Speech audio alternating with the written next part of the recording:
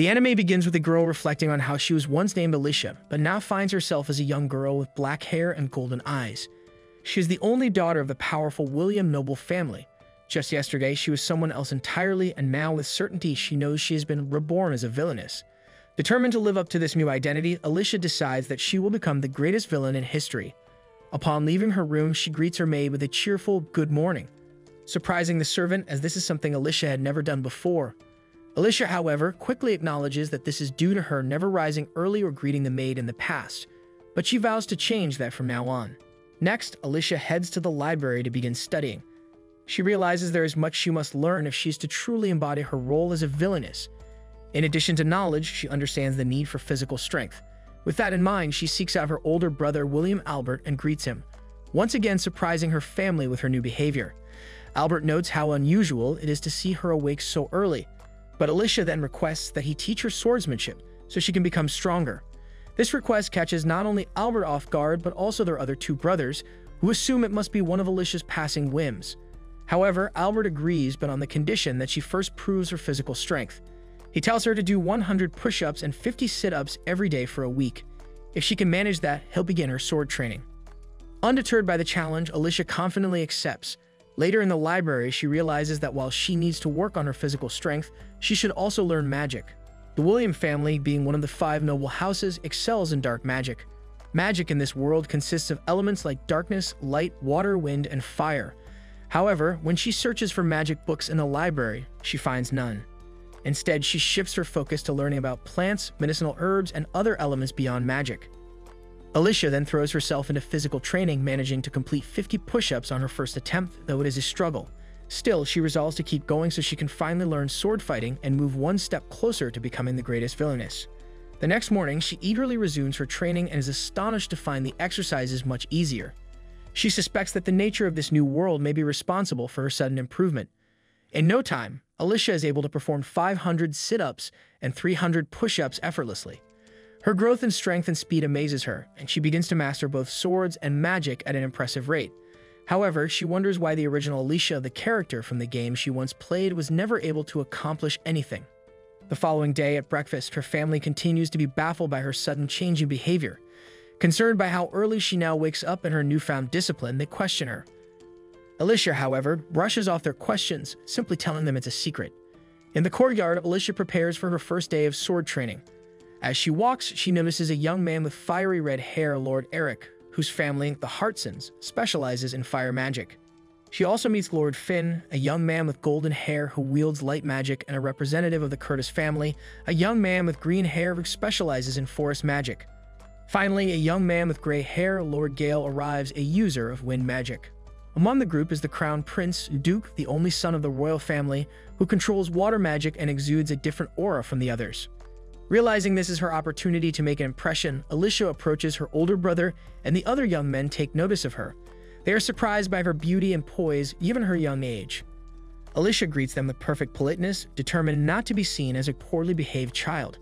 The group is taken aback by how different she is from the rumors they had heard, but they soon learn that her unpredictable nature remains.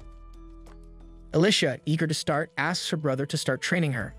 However, her brother, ever skeptical, reminds her that she was only supposed to start if she completed the required exercises every day. Alicia, brimming with confidence, asserts that she did complete all the exercises. Her brother, still doubtful, is about to dismiss her claim when Alicia, visibly frustrated, grabs his sword, kicks a tree to make an apple fall, and slices it in half with impressive speed and precision. After seeing this, her brother, now convinced and stunned by her display, finally agrees. A year later, Alicia is still immersed in her sword training, practicing tirelessly. Her brother had told her that the key to mastering swordsmanship was endurance, being able to carry and swing the sword for hours. Despite the repetitive and dull routine, Alicia remains focused, driven by her goal to become the greatest villainess in history. She reflects that if it weren't for this ambition, she might have grown bored long ago. During this time, Prince Duke has been visiting frequently, and it seems he has developed feelings for Alicia. He then asks why she trains so hard in swordsmanship. She casually replies that she wants to have a strong grip, not revealing her true motive of becoming the strongest villainess. Later, Alicia's older brother gives the prince a book and asks him why he has been visiting so frequently these days. Initially thinking that he came for the books, he soon teases that the prince came for his sister. However, the prince himself didn't know the answer, and it became clear to everyone that he had developed admiration, if not affection, for Alicia. The scene transitions to a formal meeting between the noble families, including Alicia's. Lord Arnold, Alicia's father, speaks about the worsening conditions in the village of Lana, explaining how it has become nearly uninhabitable. The Duke expresses concern, noting that aid had been sent as quickly as possible, assuming it would be appreciated by the villagers. However, Arnold dismisses this, commenting that Lana is known as a village of criminals. The Duke then redirects the conversation, stating that their real priority should be the Golden Rose, a symbol of hope for the kingdom. The other noble families agree, pointing out that, as one of the 5 great noble houses, they should focus on larger concerns from the realm. Later, one of the lords mentions that his son, Finn, wishes for Lady Alicia to visit their estate. Arnold remarks that he has instructed her not to cause any trouble. The conversation shifts to how much Alicia has changed. The lords recall that she was once selfish and indifferent, but now she seems well-mannered and more mature. Arnold notes that about a year ago, she began spending most of her time in the library, and even he doesn't know what sparked this transformation. As the conversation continues, Finn arrives to thank Alicia for attending his tea party and mentions that King Albert will be joining them as a special guest. As the doors open, Alicia finds herself in the company of all the heirs of the 5 noble families. Their unexpected presence suggests that this gathering is no ordinary tea party. Finn soon expresses concern about the king's delayed arrival, but the others assure him that the king will be there soon. In the meantime, Alicia comes across a map and recalls from the game she used to play that her character, Alicia, was exiled to a foreign country by the end of the story. She wonders if this fate is inevitable, as the story seems to be progressing quickly. When the king finally arrives, Alicia is startled, unsure of what could have brought him there. The king unexpectedly asks her opinion about the current state of their kingdom. Although nervous, she offers a thoughtful response. Alicia points out that while the kingdom of Dorcas is powerful, it cannot be considered a good nation. She explains that most of the wealth is concentrated in the hands of the nobility, which has caused a growing disparity between the rich and poor. In places like Lana Village, many people are struggling to afford basic necessities, and this could easily lead to rebellion. The king agrees that they need to improve the economy and asks for her suggestions on how to achieve this. Alicia proposes that they could leverage the neighboring city of Kala and its gold mines. However, instead of seizing the mines, she suggests financing Kala's independence, which would allow them to avoid conflict while maintaining favorable trade relations. The king realizes that Alicia's plan is to profit indirectly by supporting Kala's independence and securing a future trade advantage. The king is impressed by her response and leaves, satisfied with the conversation. As he departs, his assistant notes that they have also located the Golden Rose, a symbol of great importance. Later, Alicia is seen happily indulging in a table full of sweets as Duke, who has been watching her, approaches. He gives her a belated birthday gift, a necklace with a small diamond. Alicia thanks him, promising to take care of it, but quietly wonders about the significance of such a valuable gift. In a separate scene, the king discusses the discovery of the Golden Rose with his advisors. He explains that when his only daughter was born, a rare rose bloomed, and it was believed she would become the saint, a figure destined to guide the kingdom toward peace. This legendary figure is always associated with a special rose, and now, with both a blue rose blooming for Duke and a golden rose connected to a mysterious girl, it seems that 2 individuals are destined to shape the kingdom's future. The king acknowledges that difficult times lie ahead, as legend foretells that the saint must unite with a member of the royal family to guide the kingdom's destiny. The scene then returns to Alicia in her palace. Reflecting on the events, she resolves that if Duke ever falls in love with the heroine and asks her to step aside, she won't. She is determined to forge her path as a villainous one who will be remembered throughout history. Alicia sat in the library, her eyes scanning a large map. Her gaze settled on the village of Lauren, located just beyond the forest near her family's estate. She had always spoken of the village's harsh streets, its impoverished people, and their struggles with hunger, details she had learned from books. But now she felt the need to see it with her own eyes. Realizing that her knowledge alone wasn't enough, she felt like she needed practical experience. However, she knew that if she asked her father for permission to visit the village, he would surely refuse. Determined, she decided to sneak out that night. As the household quieted down, Alicia pretended to be asleep before slipping out of bed. Under the cover of darkness, she quietly left the estate, disguised to avoid being recognized. The forest loomed ahead, dense and silent. The further she went, the darker it became, and she started feeling anxious. After what felt like hours, she finally found the magical barrier. With a deep breath, she crossed through it, entering the village. The air was thick with a foul smell.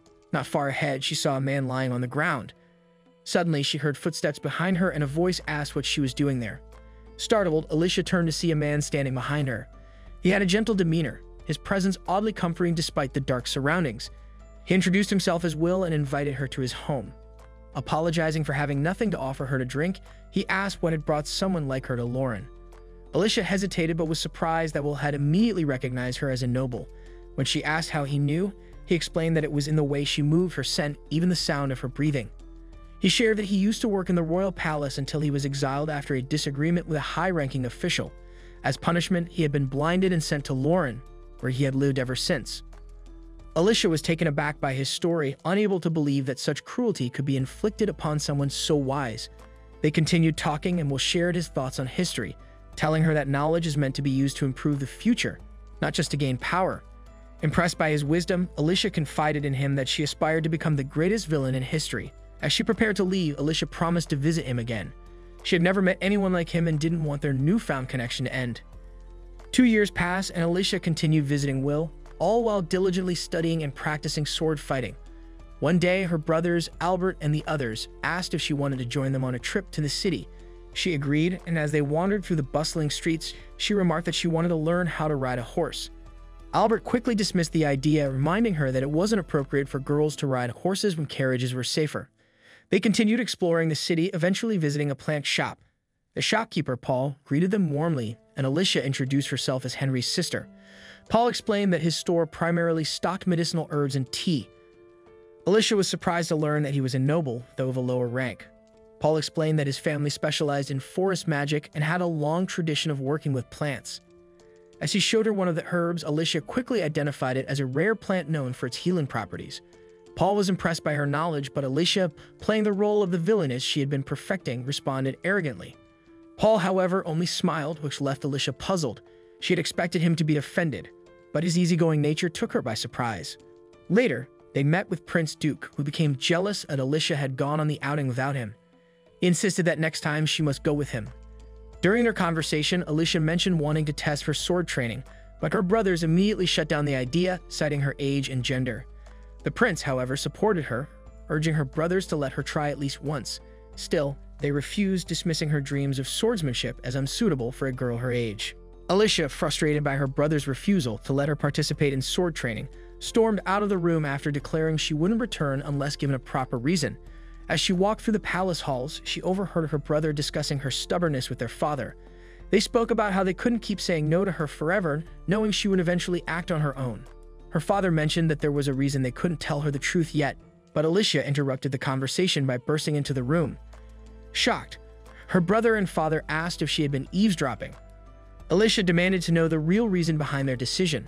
Her father gently explained that she was still young, and that he would tell her the truth once she entered the academy at 15. Though unsatisfied, Alicia reluctantly agreed. After she left, her father confided that Alicia's sword skills had grown beyond what child should be capable of and that her abilities would soon be impossible to hide. Later, as Alicia lay in bed, she felt frustrated with her situation. Determined not to sulk, she decided to visit Will, the elderly man from Lauren Village, seeking his advice. Venturing into the forest, Alicia realized this was her first time visiting the village during the day. As she walked, she saw two people arguing violently, and the harsh realities of the village became clearer. She came upon a young child being harshly beaten and was about to intervene when Will appeared and pulled her away. He reminded her of his warning not to visit during the day and insisted they leave immediately. Upon returning home, Alicia remained silent, her mind troubled by the day's events. Will explained that while he had done what he could to help, the boy was still gravely ill, suffering from a fever and malnutrition. He revealed that the village lacked medical care, and many children, like the one before them, were orphaned and left to fend for themselves. Will urged Alicia not to blame herself. Alicia returned home, burdened by questions. She wondered why she had been born into a life of comfort and privilege while others suffered so much. She acknowledged that she didn't want to become a hero, but the sense of helplessness she felt was overwhelming. She resolved to become stronger, vowing to dedicate herself to studying and mastering magic. The next morning, Alicia visited Paul, the plant seller, and requested the Jaya plant known for its healing properties. Paul, recognizing the urgency, gave it to her as a gift. That night, Alicia returned to Will's house with the plant. Will thanked her for her help, but Alicia confessed that she felt powerless, questioning her ability to become the greatest villainess if she couldn't handle important situations. She resolved to study harder and grow into someone who would be remembered by history. Determined to improve her magic, Alicia spent the next few days in the library, practicing spells.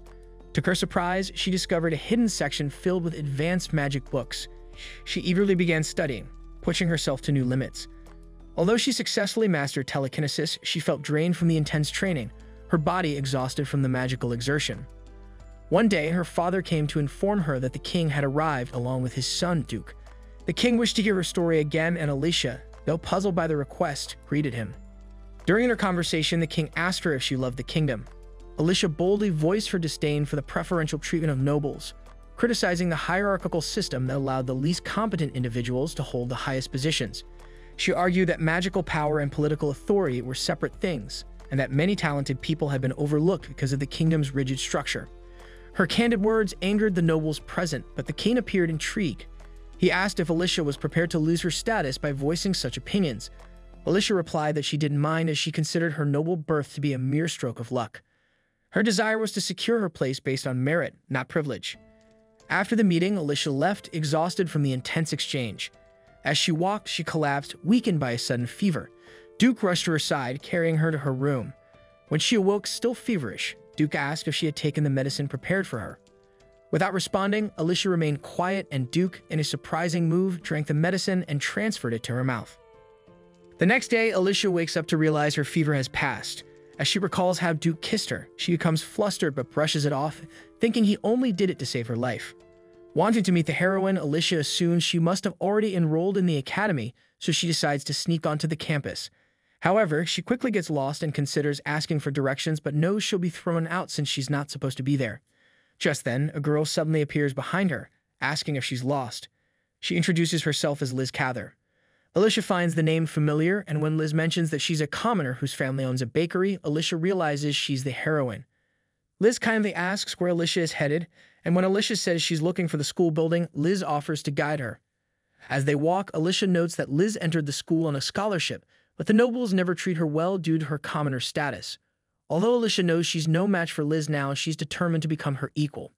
Suddenly, Liz's friends call for her, and she mentions that she found someone who was lost. But when she looks around, Alicia has already disappeared. We then see Alicia hiding behind the school building, thinking about how she now owes Liz for leading her to the right place. She chastises herself, believing she's failed as a villainess. Just then, she notices Duke approaching and overhears Liz telling him about what happened. Other girls nearby remark on how perfect Duke and Liz look together, and Alicia silently observes that if the story continues as it did in the game, they'll end up together. When classes begin, Alicia sneaks into the school building and marvels at the countless books on magic. She comes across a question about politics written on a blackboard and is intrigued. Meanwhile, in a nearby classroom, students gossip about a girl answering the weekly question, stunned by how difficult it is. They soon realize they're talking about Alicia. We then see her writing her answer on the board, suggesting that the kingdom should pretend to aid a poor country in order to exploit it. She knows her response sounds wicked, but as she finishes, she notices Albert watching her. He quickly scolds her for sneaking into the campus. Later, Alicia overhears her father, Arnold, speaking with a noble named Joan. They're discussing a divergent, warning that they need to be cautious of a girl with extraordinary abilities. Alicia accidentally makes her presence known, and Joan immediately suggests erasing her memory. But Alicia promises not to reveal that Liz is the divergent, having already figured it out since Liz was seen as dangerous in the game. She assures them Liz seems like a good person, and when Joan asks if she's met her, Alicia explains it's just a gut feeling. The next day, Alicia practices a spell that cleans dirty objects and realizes she can already perform level 10 dark magic. She aspires to learn a level 25 spell that will allow her to purify Lana's drinking water, but she knows she has a long way to go. Albert interrupts her practice to inform her that she has visitors, and to her surprise, Liz is among them. Liz recalls helping Alicia when she got lost on campus and also reminds Albert that he helped her during the entrance ceremony, remarking that it must be fate bringing them together. Alicia notices Albert seems to be interested in Liz, while Duke invites Alicia to sit next to him. The group begins discussing their class's plans for the upcoming school fair where outsiders will attend, and they ask Alicia for suggestions. She knows this event will bring Duke and Liz closer, and as the Villainess, she feels compelled to interfere but isn't sure how. She mentions that Liz can use all magical elements, suggesting that Liz showcase her magic in a performance. Alicia assumes Liz will hate the idea since she dislikes showing off, but to her surprise, Liz loves it. The boys agree, thinking everyone will enjoy watching Liz's magical display. Liz invites Alicia to join her on stage, but Alicia quickly refuses, saying she doesn't want to perform with her. She's convinced they can't be friends because they'll never get along. However, Liz believes they could become friends if they keep spending time together, and Albert encourages Alicia to give it a try. So they spend the rest of the day together, chatting about random topics. However, Alicia finds Liz dull since she keeps asking generic questions. To break the monotony, Alicia uses magic to grab a flower vase and hands it to Liz, mentioning that the marguerite daisies inside suit her because they symbolize sincerity and trust. The boys are shocked, wondering how Alicia can already use magic at just 10 years old, suspecting she might be a divergent. Albert then orders Alicia to return to her room, leaving her confused as she thought Liz was the divergent. Liz thanks Alicia for the flowers, saying daisies are her favorite. Later, Alicia visits William Tell and tells him she can now use beginner-level magic. William explains that most people can only use magic after turning 13. He mentions someone like her who had extraordinary magical talent but lost his powers after attempting a level 100 spell, causing his mana to spiral out of control. He advises Alicia not to rush her magic training. Just then, a boy named Gil wakes up, and William introduces him to Alicia, explaining that she was the one who prepared medicine for him. When Alicia greets Gil, he ignores her, and William explains that Gil's past has led him to avoid people. Alicia thinks about how Liz would likely use kind words to win over someone like Gil, and she wishes she could be as compassionate. Instead, she bluntly tells him he's better off dead if he refuses to talk to people while he's alive. Gil retorts that she could never understand his feelings, and Alicia admits they come from different worlds, but insists she must take responsibility for giving him the medicine. She then threatens to kill him if he doesn't want to live, using dark magic to make her point. Gil throws a pillow at her, which she promptly cleans with her spell. Gil tells her he won't go down without a fight, and Alicia promises to keep him alive as long as he clings to that determination. She even offers to help him leave the village if he desires. When he asks why she's helping him, she reveals that she sees him as a valuable asset due to his hidden potential. She declares herself a villainess, but when Jill asks William what she means, William just laughs, calling her strange but ultimately kind-hearted. Gil thanks Alicia for the medicine and promises to serve her in return. Meanwhile, the heads of the 5 great noble families meet, and Arnold wonders if Alicia might be the true saint. However, the king believes it's Liz due to her ability to use all the magical elements despite being a commoner. He acknowledges Liz's talent but orders John and Arnold to keep an eye on Alicia, fearing she could lose control of her mana. Later, Albert informs Alicia that Liz's mana went out of control while practicing for the performance. Alicia wonders if Liz can still use magic, and Albert explains that the teachers managed to bring her mana back under control. He then asks if Alicia had foreseen this happening, but she denies it, saying she just wants to beat Liz in a fair competition. As Alicia uses her magic to organize some books, John and Arnold watch, impressed by her abilities. They tell her that the king has decided to make an exception for her, allowing her to enroll in the Magic Academy when she turns 13. 3 years later, Alicia meets the king, and John proudly tells him that she's made incredible progress. Alicia reveals that she can now cast level 80 spells, exceeding the king's expectations. He grants her permission to attend the Magic Academy but asks her for a favor. He wants Alicia to keep an eye on Liz. This then marks the end of today's anime recap. If you enjoyed the video and want more of it, please support the channel by leaving a like and subscribe.